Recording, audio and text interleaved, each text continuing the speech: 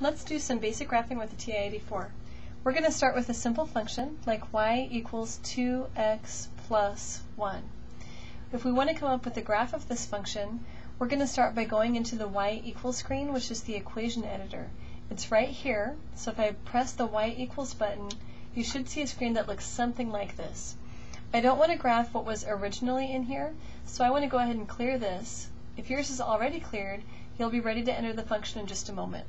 So I'm going to go ahead and clear this one, and I'll hit enter, so I'm ready to enter a function.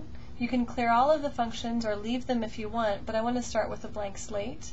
You also want to make sure that your plot 1, plot 2, and plot 3 are not highlighted so that you can graph just the function. If one of your plots is highlighted, arrow up to the plot name and hit enter. If I hit enter and then enter again, I can toggle between highlighting and unhighlighting. I'm going to move my cursor down to y1 and I'm ready to graph it. I want to type in 2x plus 1. So I type the number 2. I get the x from this variables key, which is right here next to the alpha key. So I hit that button to get the x, and then plus 1. So plus by the enter and then 1. I can graph it now, but what I want to do is to set the zoom so it's in the standard viewing screen, which is -10 to 10 in the x direction by -10 to 10 in the y direction. This is the default viewing screen.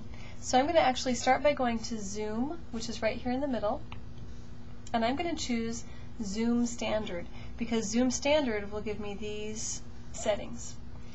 I'm going to arrow down, or you can hit number 6. So I'm going to choose zoom standard, and then what it will do is to graph that in the -10 to 10, so in the x direction, -10 to +10, -10 to +10 in the y direction.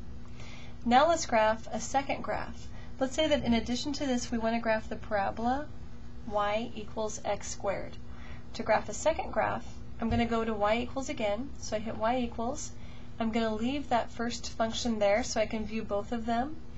I'll arrow down, and now I'm ready to type in x squared. The calculator doesn't have this power, so I'm going to use a caret key to get the power. So I type in x, followed by the caret.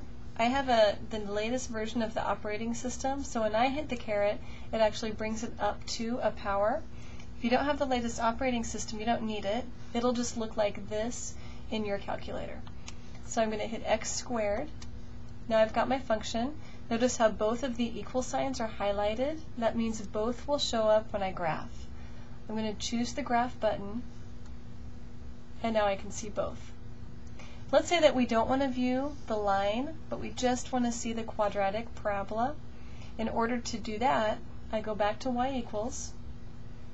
I'm going to move over to the equal sign for the 2x plus 1, and I'm going to hit enter to unhighlight.